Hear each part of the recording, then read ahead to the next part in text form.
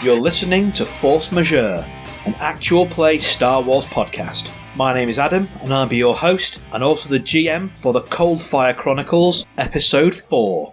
Our players are... My name is Ed Fortune, and I'm playing Oberon Brick, who is a human seeker of the specialization Hunter. His motivations are justice, and his moral failing is cruelty. Okay, as Oberon woke up this morning, ready for another day, toiling away for his Imperial owners, did he imagine that he'd be ending the night in a snow demon cave, beaten up and lost on an ice field? Oberon expects things to go wrong. Always go wrong. It started going wrong. It was fine. It was fine. It was fine. It was lovely. Everything was fine. And then he made the right choice at the right time, and now his life is ruined. So yes, he didn't foresee quite this. He was expecting there to be, slightly more mess. But yes, he was expecting things to go horribly wrong, but he wasn't expected to be covered in monster blood. I'm Ross. I'm playing Agatha, a Morailan warrior aggressor. My motivation is pride, but my weakness is anger. Okay, so similar question to you. I know that Agatha spends her day mining for ice and doing a lot of the heavy lifting. Is this how you imagined today would go?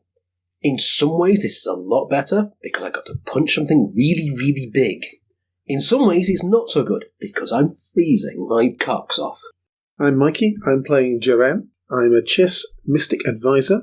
My emotional strength is enthusiasm, and my emotional weakness is recklessness. And considering I just ran at a large 15-foot creature with no weapons, just waving my arms, I think maybe that's being done. It went pretty well for you, though, in fairness. I'm not dead. I think better than anyone else could have expected. Yeah, exactly.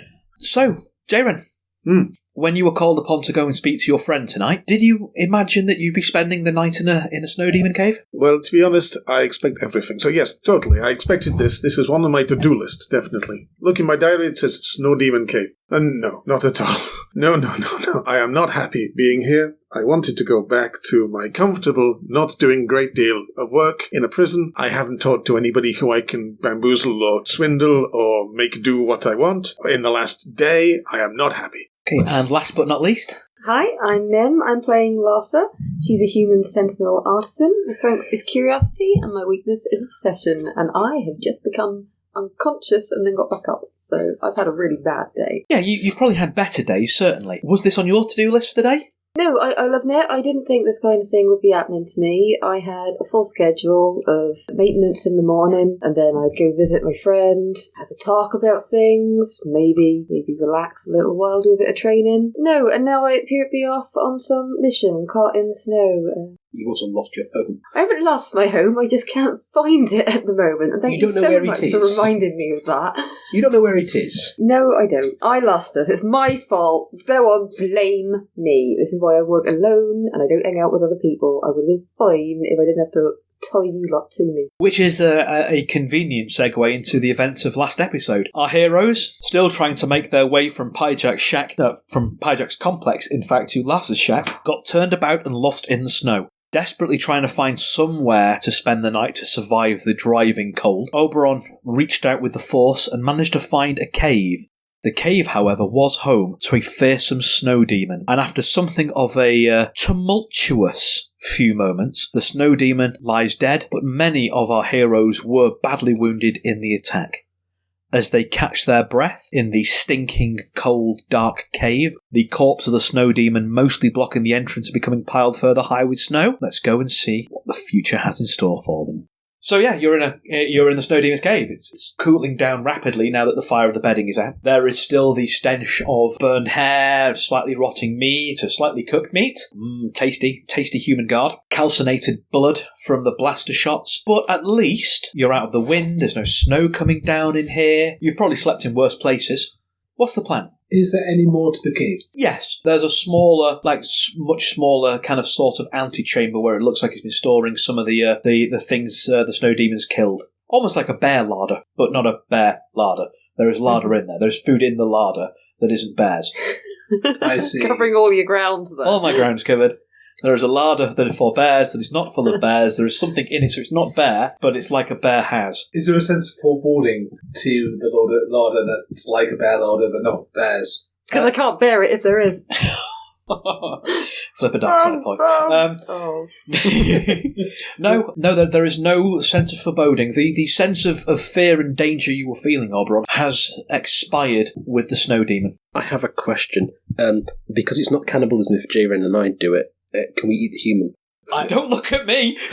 I think... Not necessarily right now, but is it... I don't know whether in Star Wars universe this is considered unseemly. Yeah. Okay. I'd say it's... Yeah. I'd tell you what, let's do... I pitched this question. So the humans in the room. I think eating Not anything... just the humans looking at the question. Jaren doesn't even like rations. He's not going to eat the guard. Well, the alternative is the snow demon. I have the feeling that anything that's capable of writing a letter of complaint to being eaten... It's bad in the Star Wars universe. Yes. Right, okay. Adam, Jaren pulls out from the bag he was collecting stuff from around Pyjack's place and pulls out rations and food and things like that. By the way, yes, Agatha was hungry. I will make a fire. Did Agatha ask this question in character? I think is the question we need to know right now.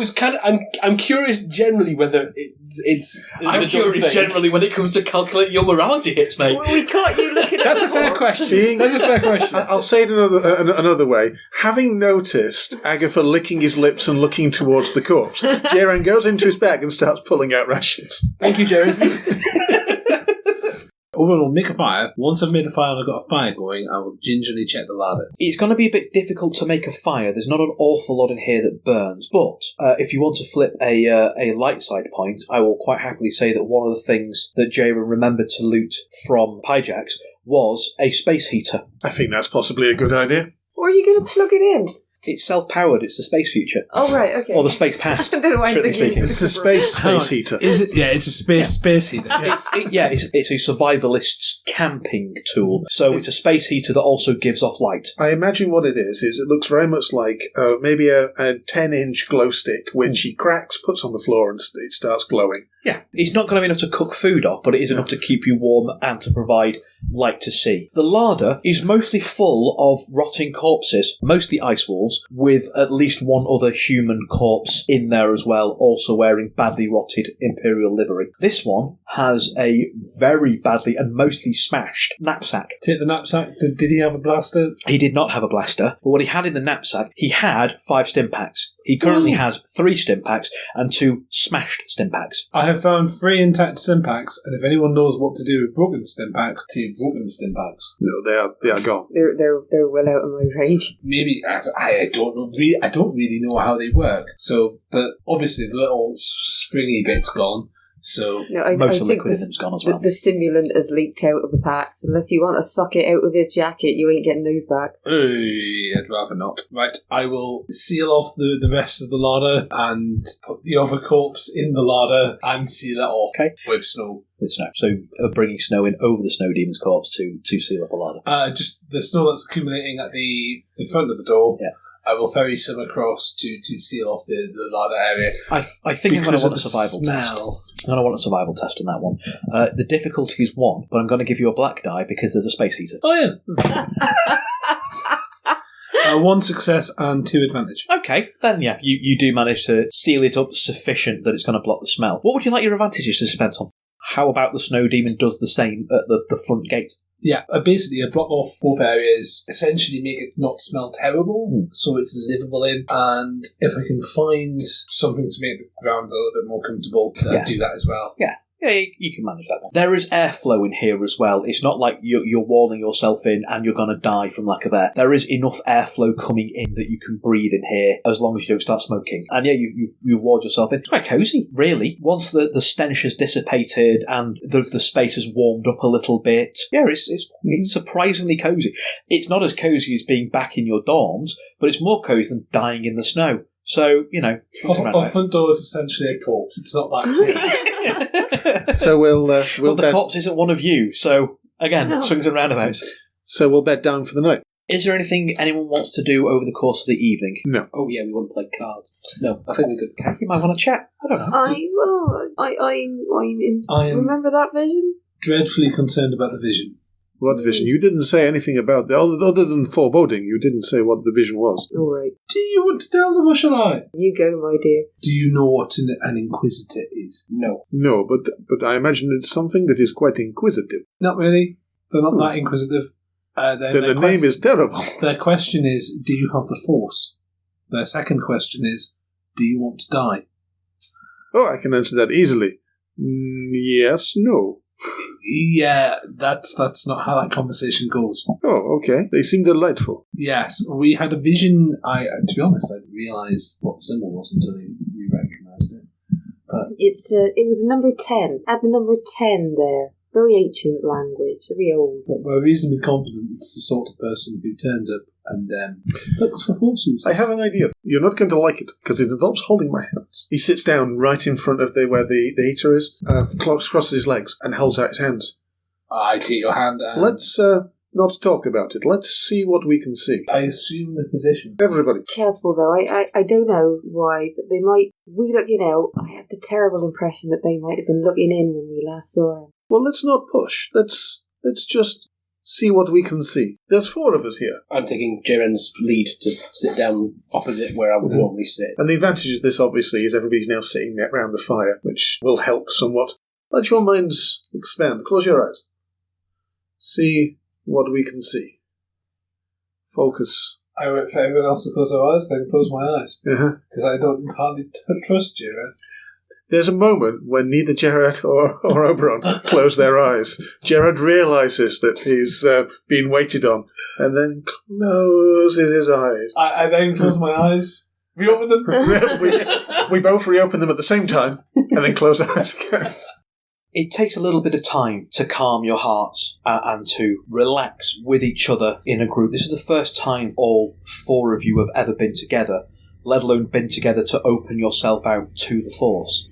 You feel, and it comes on very slowly to begin with, while you're still kind of lowering your heart rate, strength, sorting out your breathing, beginning the meditative techniques that Pyjak taught you. And you feel, again, it's like the gentle lapping of the tide kind of over you, like an ebb and a flow. Ebb and a flow. You start hearing faint whispering, faint susurrations. You can't make out if they're actually words. You just get an impression from them. It's cold. And it's not the cold of Daxos. It's not the cold of an ice world. It's a deeper, more primal cold that starts from inside you and then flows out to your extremities rather than the way around. But at the same time, this cold has a promise. It has a power that is open to you. It's not pushing. It's not demanding. It's not cajoling. It is merely saying, without words, that it is there for you should you ever need it. Just reach out. There's a feeling deep inside each of you of falling, the weight of your body being cast off, and once again you find yourself in a completely black space, completely dark. The only things you can see are each other, and in the middle, in between you, you're not in this dream space, you're not sat around holding hands, you're stood at the 4 cardinal points, and in the middle there is again this, out of the nothingness, a heat haze, a ripple. The same figure starts to manifest, tall. Now it's sharper in focus. Again, you can't work out what species it is, other than it's tall and thin. You again can't work out what gender it is. The flowing of the robes, which move around it like smoke, make it very, very difficult to see, to really gain any impression. It's difficult for your minds to grasp. On one hand, the image, the parts of it that are clear, the mask, the shaft with the reddish glow around it, are crystal outlined. It's so sharp, the vision. Everything else is moving around more like smoke, like the clothes it's made of are living shadow rather than cloth. You sense that it is closer. You sense that it is coming, hunting. You sense a growing awareness as it turns to look at you. And as it turns to look, it looks at each of you at the same time, just looking at you at the same time. Almost seems to break into 4 for that one shining second. As you release hands, the figure collapses down like a column of smoke, filling the room. You wake up. So they look like that. Right? He's, or she, or it seems delightful. Why did we see that? That was an Inquisitor, you said. I think so. They used to do the bidding of the dark side. They sort of go round do bad stuff. Did Pajak tell you this? They used to take babies. That was the old story. Wasn't that the Jedi? Oh, I them too, but these were nasty about it. But we are not babies. Why would it be coming after us? Well, Didn't you feel it? I felt the cold. for the same reason that you keep your force powers a secret. It's looking for us. I keep my force powers a secret because people don't like to be told what to do. You saw this back at Pyjax, Yes. and it saw two of you and said it was coming. It Didn't say anything. You just felt it was coming. Oh, it is coming. It is hunting us. Did you not feel that? Yes, but does it know now there are four of us? Probably. I think it can counted the number of seats in the antechamber. And more importantly, it will find out there are four of us if it comes for us. Yes, but does it know the four of us are now here and not there? Have we put a target on us? Agatha, you sound very uncharacteristically afraid. There's nothing to be afraid of this dark, moody, powerful creature. Oh, good. There are people in this galaxy who make a sport of hunting others, especially those with the force. I know this very much to be true. I think we should possibly try and get some sleep. Maybe work on this in the morning? Try and get back to your hut. I do not want to be on this planet anymore. Not if we are being chased. I mean, I did not want to be on the planet yesterday, or the day before that. But now, I do not think I can carve out a little niche, a little empire for myself here. I have the feeling that if we go back to the prison, we will be found and caught. It's the only way we can get off the world, though, isn't it? I can think of a number of other unlikely scenarios, but yes, you're right. Can any of us fly? As in, operate a ship, yes. Yes. Right? Excellent. Let's sleep on it and see what we... Lasa, Right? you're not bound to this planet. Yep. I can come and go as I please if I want. We are. I just suggested that maybe we would like to escape. You seem fine by this? I trust Pyjack. He was a friend of mine. He wouldn't have spoken to you or taught you if he didn't think there was something useful in you. I have to admit I have not felt useful today. Question. Can you fly freighters and shuttles? Planetary and lighter craft? I'm not so good planetary. I'm best with bigger craft. I can steer a yacht quite well, as well as a sports fighter. Smashing. I'm fairly sure I can convince somebody to give us one. I have a go. I mean, the controls of a freighter are pretty much the same as the controls of a yacht, as far as I can tell. Well, there's two ways to go. I mean, I might be able to wrangle you as trainees or assistants, maybe. Unfortunately, we are quite well known. Did kind of fail astrogation, though, so maybe don't rely on me on that. I can make it work, I can't get it anywhere else. Well, it's just numbers. Off. Make them do what you want. Off the planet is what I want. Okay. Away from the potential bad man in the robes. It was worth mentioning it now, rather than later, when we're on the run. What we need to do is not forget that. I work best with surprises. But yes, I see what you say. What we might want to do is I could head into Pack, make sure that no one's searching for you by letting them know that I've got you, and then try to work our way out. That would reduce complications. Should we get some sleep first? Who wants to take first watch? Yeah, I can say I'll watch. I'll take the second watch. Make me next. Okay. Don't look at me for no heroic gestures or anything. I'll sleep as long as I get given.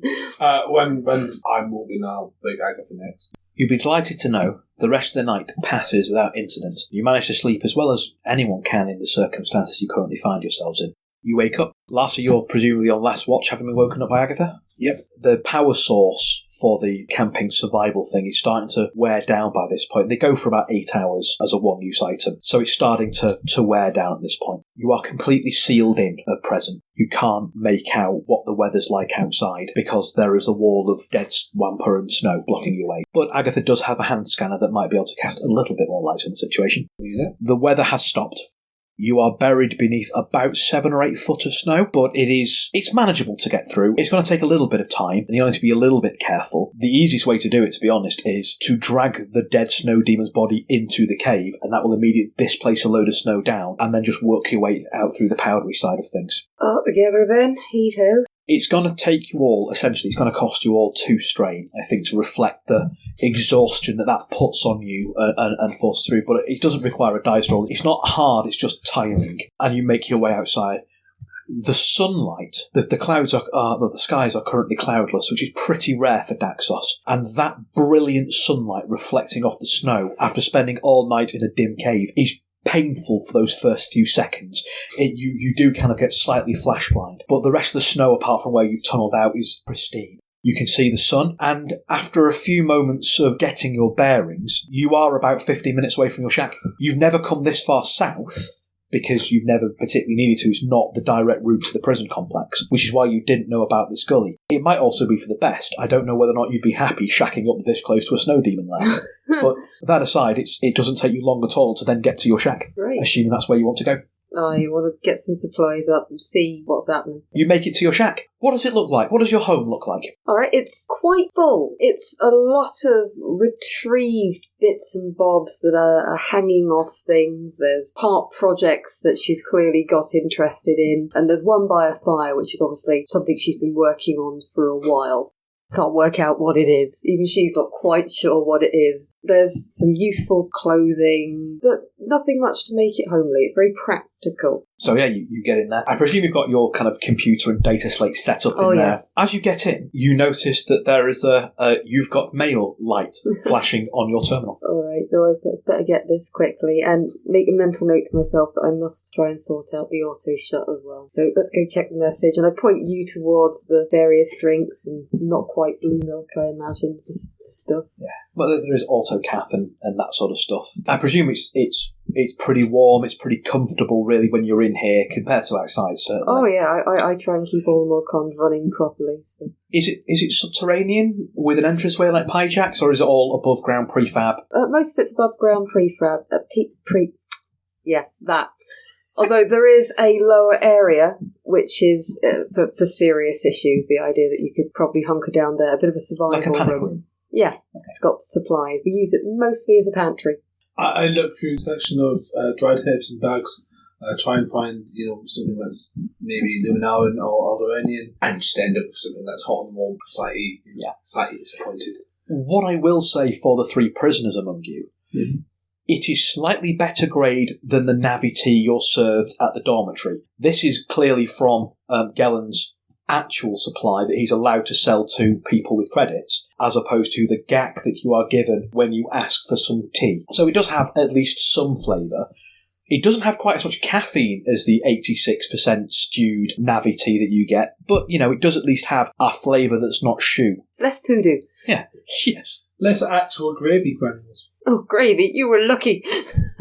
The message on your terminal, it's a word rather than a voice message. It's from a Chadra fan called Prinkle. Now, Prinkle is a janitor who works on the prison complex. He was brought in as, not even a prisoner, as a slave, as an outright slave to Captain Artax, who's the Imperial officer that runs the place. Because he's far too weak to go out mining on the ice, he's used as a brew boy and a janitor and an all-purpose cleaner and just a real beaten gopher. The message is along the lines of, they came in with your friend last night, the one who lives off complex. They seemed keen to talk to him. They wouldn't even let me in to clean the cells. They're looking for some escaped prisoners as well. The Chiss, the Mirialan, and the Posh Boy. They seemed very concerned when they were found not to be in their dormitories. I can sense that you are feeling pensive. Well, we shouldn't have worried about him being far. It looks like the prison block's got Pajak. Someone's come for him. They're up in prison block. Apparently, no one can even get in to clean the cell by keeping that separate. And let's see, they're looking for a few people.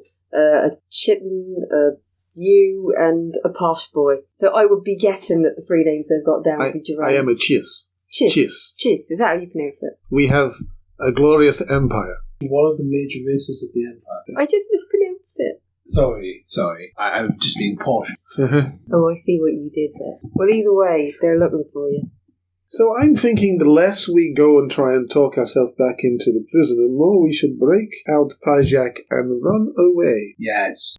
Break in and out. Well, break in and then fly out. We say heroes of the Empire. That's going to be a nice job and a half. Well, If they won't even let a cleaner in, what do you think you're going to do? Dress up as a droid? No, I'm very persuasive. I look around my new friends here and I see lots of capable people here. I have strength to Agatha. I have cunning and the ability to use many, many weapons very, very well. And over here, I have technical know-how. I think we can do this. Either way, he clearly didn't want anybody getting into the chamber, so I've got to sit down and sort this out and give it a proper shutdown. Hopefully they haven't found it already. They wouldn't have, otherwise I reckon that in that last vision we had, there would have been a massive amount of gloating and smuggeriness, and there wasn't. The prison guard, the one that wasn't ripped to shreds, but the one who was slightly on fire, his uniform, how intact was it? It is not intact. Right, got you. No, it's fragmented. What do I need to roll? It will be computers, and it's difficulty 2. Alright, so... I'm going to give you a blue dice for essentially home field advantage. You're not out slicing in the field. This is your rig. You know, this is set up to do this sort of thing. Alright. Or if not as a proper slicer's rig, it's at least set up that you can jump on. Oh. You got some familiarity. Alright. 2 successes and 3 advantage. So you've got in. You have managed to get into the override, basically, so you can remote shut in and shut down. For your advantages, how about one advantage? Being the back door. Being the back door so you can go back in. Yep.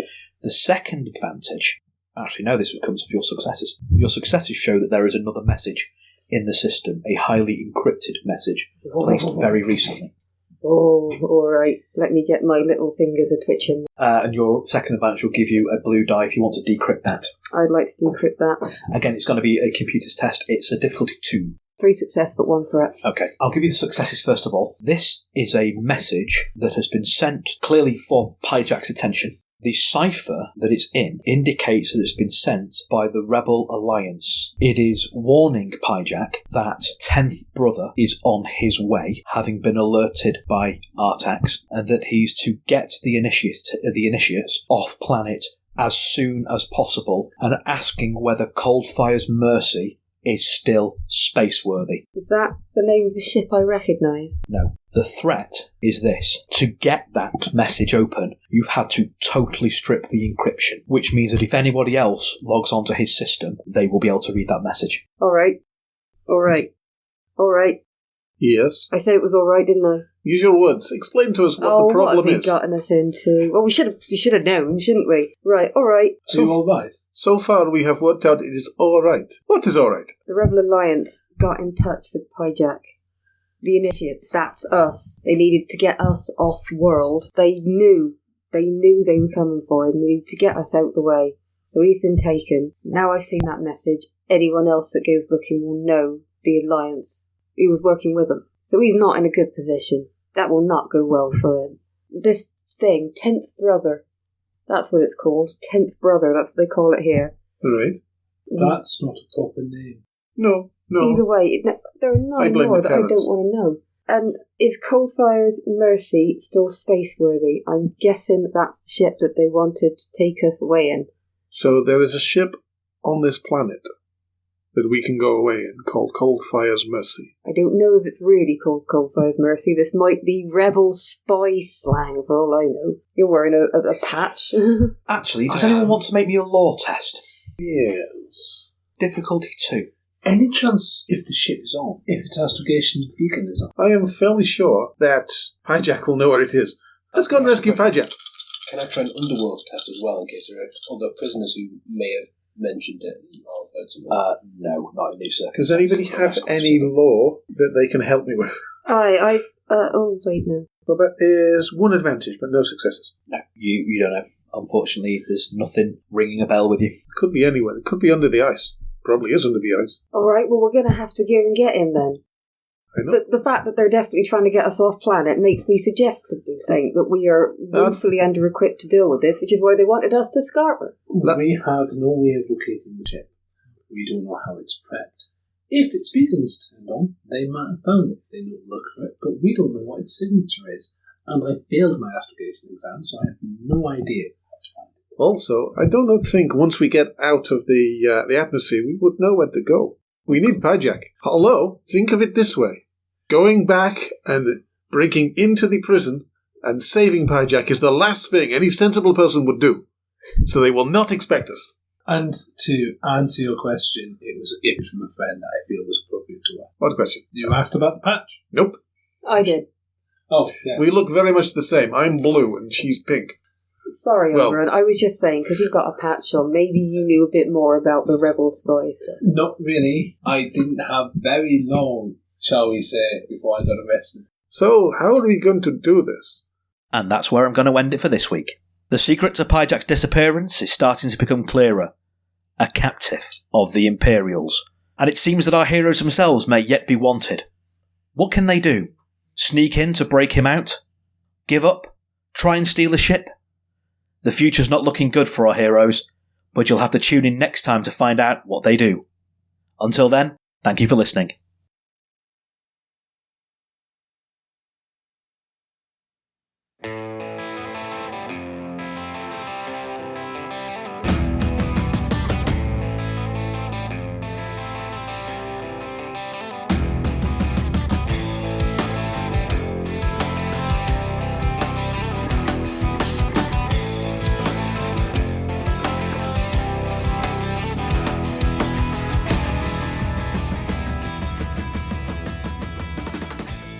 Force Majeure is played using the Star Wars Force and Destiny game system by Fantasy Flight Games and Lucas Books. Our intro music is Actionable by Ben Sounds. Our outro music is Suburban Outlaw by Forget the Whale. And some of the ambient sounds and sound effects within the show have been provided by Purple Planet. These are all used with gratitude under the Creative Commons license. Some more of our ambient sounds and sound effects are provided by Sirenscape, because epic games deserve epic sounds. For more information and links, please see the credits page on our website. We can be found online at forcemajeurepod.com, on Twitter and Instagram at forcemajeurepod, or on Gmail at forcemajeurepod@gmail.com. Please feel free to drop us a line, let us know what you think of the show. And if you want to leave us a review wherever you found our podcast, that'd be cool of you. Thank you very much, and see you next time.